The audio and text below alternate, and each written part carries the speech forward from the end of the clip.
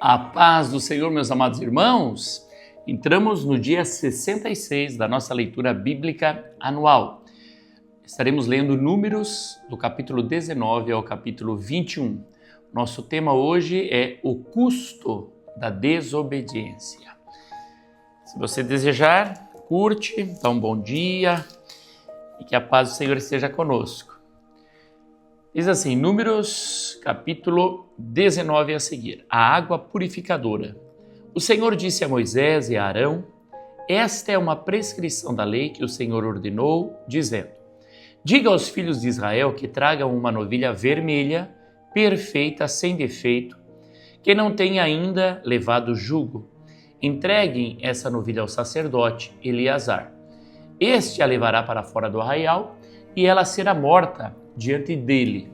O sacerdote Eleazar pegará um pouco do sangue com o dedo e dele aspergirá para a frente da tenda do encontro 7 vezes. À vista do sacerdote, a novilha será queimada. O couro, a carne, o sangue e o excremento, tudo será queimado. E o sacerdote, pegando um pedaço de madeira de cedro, hisopo e pano de carmesim, os lançará no meio do fogo que queima a novilha. Então o sacerdote lavará suas roupas e banhará o seu corpo em água, depois entrará no arraial e ficará impuro até a tarde. Também o que queimou a novilha lavará suas roupas com água e em água banhará o seu corpo e ficará impuro até a tarde. Um homem que esteja puro ajuntará a cinza da novilha e a depositará fora do arraial, num lugar puro, e ela será guardada para a congregação dos filhos de Israel, para a água purificadora é oferta pelo pecado. Aquele que ajuntou a cinza da novilha, lavará suas roupas e ficará impuro até a tarde. Isto será por estatuto perpétuo aos filhos de Israel, aos estrangeiros que habitam no meio deles. Contato com cadáveres. Aquele que tocar no cadáver de uma pessoa ficará impuro durante 7 dias. No terceiro dia e no 7º dia se purificará com esta água e ficará puro. Mas, se no terceiro e no 7º dia não se purificar, não ficará puro. Todo aquele que tocar no cadáver de uma pessoa e não se purificar, contamina o tabernáculo do Senhor. Essa pessoa será eliminada de Israel, porque a água purificadora não foi aspergida sobre essa pessoa, ficará impura, a sua impureza ainda está nela. Esta é a lei quando alguém morrer numa tenda. Todo aquele que entrar nessa tenda e todo aquele que nela estiver ficarão impuros durante 7 dias. Também toda vasilha aberta, sobre a qual não houver tampa amarrada, ficará impura. Todo aquele que no campo aberto tocar em alguém que for morto pela espada, em outro morto, nos ossos de alguma pessoa ou numa sepultura, ficará impuro durante 7 dias. Para a pessoa impura, pegarão da cinza da queimada da oferta pelo pecado e sobre esta cinza porão água corrente num vaso. Um homem impuro pegará hisopo, molhará naquela água e aspergirá sobre aquela tenda, sobre todo o utensílio e sobre as pessoas que ali estiverem. Também a aspergirá sobre a quem tocar nos ossos, em alguém que foi morto ou que morreu ou numa sepultura. O puro aspergirá sobre o impuro no terceiro dia e no 7º dia. Deverá purificá-lo no 7º dia, e a pessoa que era impura lavará suas roupas, se banhará na água, e à tarde ficará impura. Ficará pura. No entanto, a pessoa que estiver impura e não se purificar, essa será eliminada do meio da congregação, porque contaminou o santuário do Senhor. A água purificadora não foi aspergida sobre ela, está impura. Isto será um estatuto perpétuo para eles. Aquele que aspergir a água purificadora lavará suas roupas, e quem tocar a água purificadora ficará impuro até a tarde. Tudo que uma pessoa impura tocar também ficará impuro, e quem a tocar ficará impuro até a tarde. A morte de Miriam, capítulo 20. Toda a congregação dos filhos de Israel chegou ao deserto de Zim no 1º mês, e o povo ficou em Cádiz. Ali Miriam morreu e ali ela foi sepultada. Moisés fere a rocha em Meribá. Não havia água para o povo. Então se ajuntaram contra Moisés e contra Arão. E o povo discutiu com Moisés, dizendo: Antes tivéssemos morrido, quando os nossos irmãos morreram diante do Senhor. Porque vocês trouxeram a congregação do Senhor a esse deserto para morrermos aqui, nós e os nossos animais? E por que vocês nos tiraram do Egito?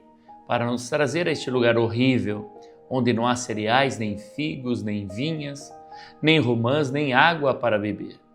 Então Moisés e Arão saíram da presença do povo e foram para a porta da tenda do encontro e se lançaram sobre os seus rostos, e a glória do Senhor lhes apareceu. O Senhor disse a Moisés: Pegue o seu bordão e ajunte o povo, você e Arão, o seu irmão, e diante do povo falem à rocha, e ela dará a sua água.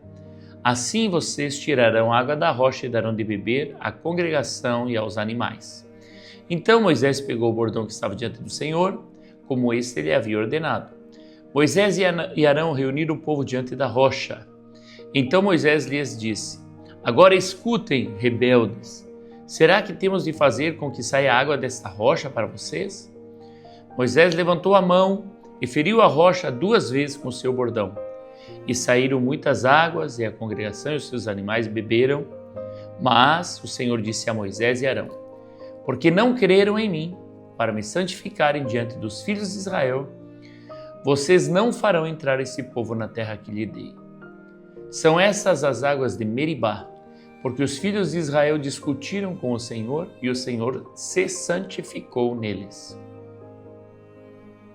Moisés solicita passagem por Edom.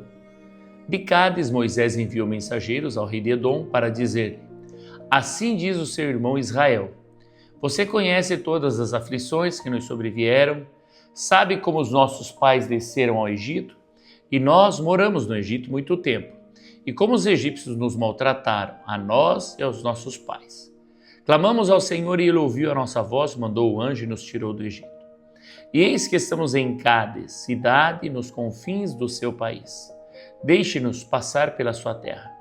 Não passaremos pelo campo nem pelas vinhas, nem beberemos a água dos poços.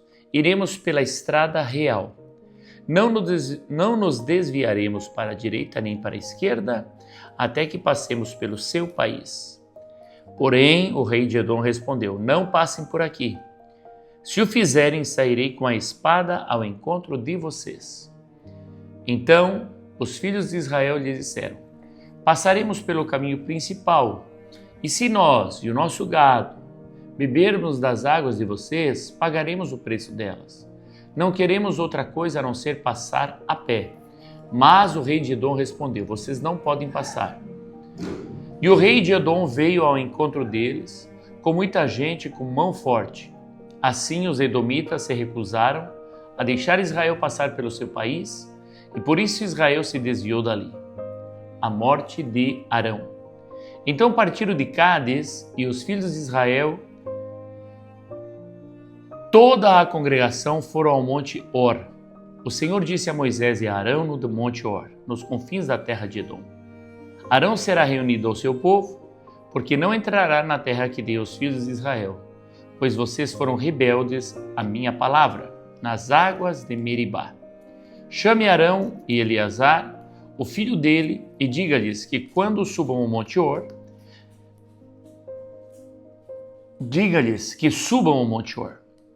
Depois tire as vestes sacerdotais de Arão e coloque-as em Eleazar, o filho dele, porque Arão será reunido ao seu povo e ali morrerá.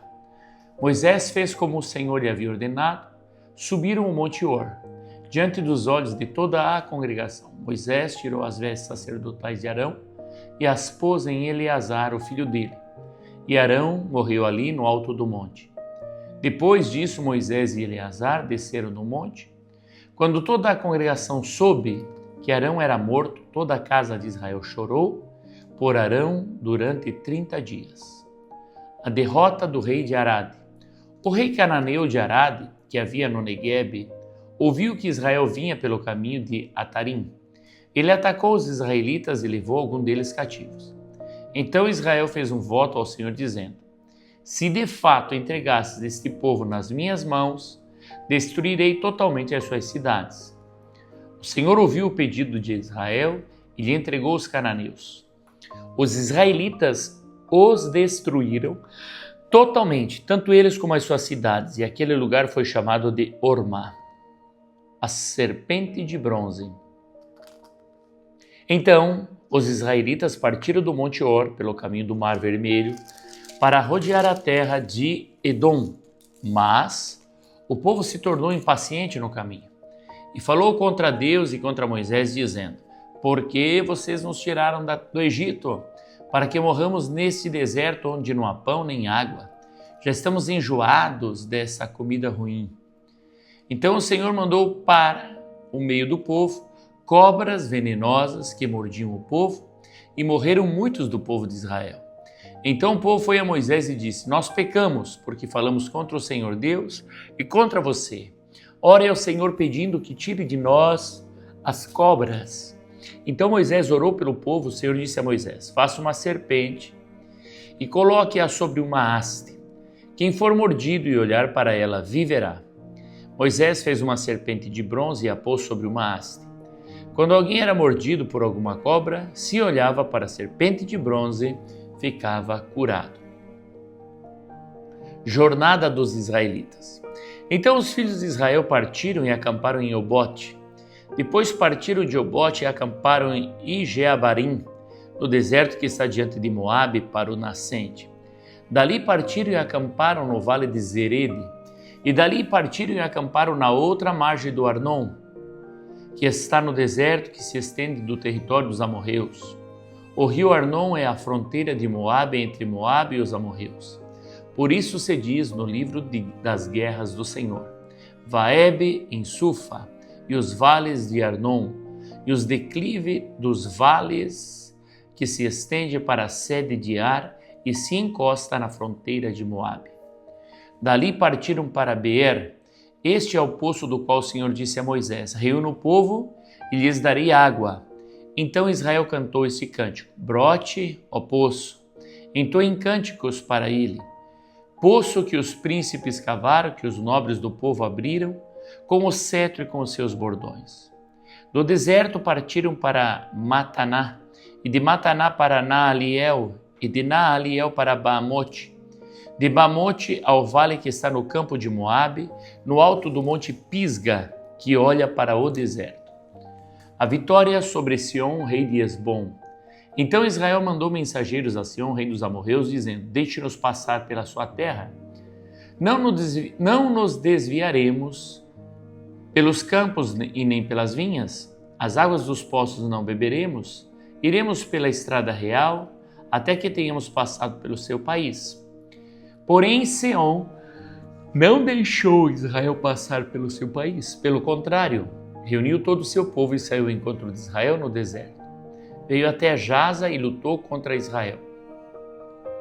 Mas Israel o matou a fio de espada e tomou posse de sua terra, desde o Arnon até o Jaboque, até os filhos de Amon, cuja fronteira era fortificada. Assim Israel tomou todas essas cidades dos amorreus e habitou em todas elas, em Hesbom e em todas as suas aldeias. Porque Hesbom era a cidade de Sião, rei dos amorreus, que tinha lutado contra o antigo rei dos Moabitas, de cuja mão havia tomado toda a sua terra até o rio Arnon. Por isso os poetas dizem: venham a Hesbom, edifique-se, estabeleça-se a cidade de Sião, porque o fogo saiu de Hesbom e chama da cidade de Sião, e consumiu Ar de Moabe e os senhores dos altos do Arnon. Ai de você, Moabe, você está perdido. Povo de Quemos entregou seus filhos como fugitivos e suas filhas como cativas a Sião, rei dos amorreus. Nós os ferimos com flechas, então destruídos desde Hesbom até Dibom, e os assolamos até Nofá, e com fogo até Medebá. A vitória sobre Og, rei de Bassã. Assim Israel habitou na terra dos amorreus. Depois Moisés mandou espiar a cidade de Jazer. Tomaram as suas aldeias e expulsaram os amorreus que estavam ali. Então voltaram e subiram o caminho de Bassã, e Og, rei de Bassã, saiu contra eles, ele e todo o seu povo, para atacá-los em Edrei. O Senhor disse a Moisés: não tenha medo dele, porque eu o entreguei na sua mão, junto com todo o povo e a terra dele. E você fará com ele como fez com o Seom, rei dos amorreus, que habitava em Hesbom. De tal maneira o derrotaram, a ele, a seus filhos e a todo o seu povo, que nenhum deles escapou, e tomaram posse da terra dele. Amém. Vamos às leituras complementares. Números 20, do 7 ao 13. Vamos voltar aqui um pouquinho. Diz assim: o Senhor disse a Moisés: pegue o seu bordão e ajunte o povo, você e Arão, seu irmão, e diante do povo falem a rocha, e ela dará sua água. Assim vocês tirarão água da rocha e darão de beber à congregação e aos animais. Então Moisés pegou o bordão que estava diante do Senhor, como este lhe havia ordenado. Moisés e Arão reuniram o povo diante da rocha. Então Moisés lhes disse: agora escutem, rebeldes. Será que temos de fazer com que saia água desta rocha para vocês? Moisés levantou a mão e feriu a rocha 2 vezes com o seu bordão, e saíram muitas águas, e a congregação e os seus animais beberam. Mas o Senhor disse a Moisés e Arão: porque não creram em mim para me santificarem diante dos filhos de Israel, vocês não farão entrar este povo na terra que lhe dei. São essas as águas de Meribá, porque os filhos de Israel discutiram com o Senhor e o Senhor se santificou neles. Veja, irmãos, Moisés e Arão não creram que a água sairia da rocha, e eles estavam nervosos porque o povo murmurava contra eles. Então Moisés deu 2 cajadadas na rocha, e isso foi terrível, porque sem fé é impossível agradar a Deus, e nós vemos que Deus castiga quem não tem fé. O custo da desobediência é o tema de hoje. Vamos agora a 1 Coríntios, capítulo 10, do 1 ao 6, exemplos para a nossa instrução. 1 Coríntios 10, do 1 ao 6. Ora, irmãos, não quero que vocês ignorem que os nossos pais estiveram todos sob a nuvem e todos passaram pelo mar, e todos em Moisés foram batizados, tanto na nuvem como no mar.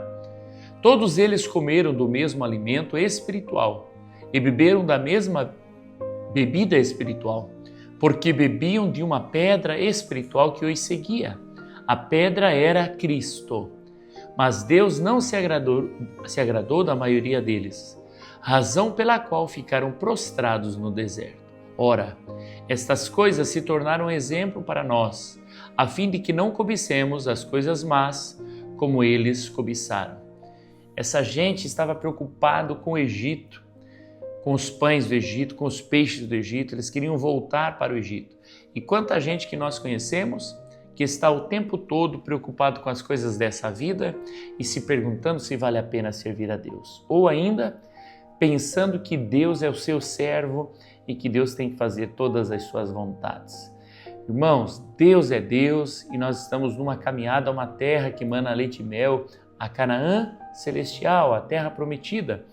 Mas que nós sejamos firmes, tementes a Deus, que nós não venhamos fazer a nossa liderança pecar, que a nossa liderança, que nós, os líderes, não pequemos, não duvidemos das promessas do Senhor.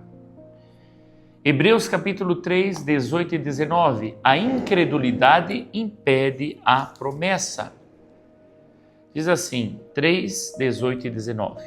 E a quem jurou que não entrariam no seu descanso, senão aos que foram desobedientes. Assim vemos que não puderam entrar por causa da incredulidade. Irmãos, a incredulidade e a desobediência andam juntas. É a mesma coisa. Ser desobediente e incrédulo é a mesma coisa. Ser obediente e ter fé é a mesma coisa. Nosso apóstolo sempre lhe diz: se você precisa entender algo para obedecer, isso não é obediência. Isso é simplesmente concordância. A obediência, você obedece por fé e você obedece porque é uma liderança sobre a tua vida, desde que essa liderança esteja guiada pelo Espírito Santo do Senhor. Amém? Amado irmão, dá um check de leitura concluída, hoje dia 66. coloca nas anotações o que tocou o teu coração e também comenta, né? Eu quero mandar um abraço para todos os irmãos que estão sempre conosco nesta leitura. Fica na paz do Senhor Jesus, Deus te abençoe.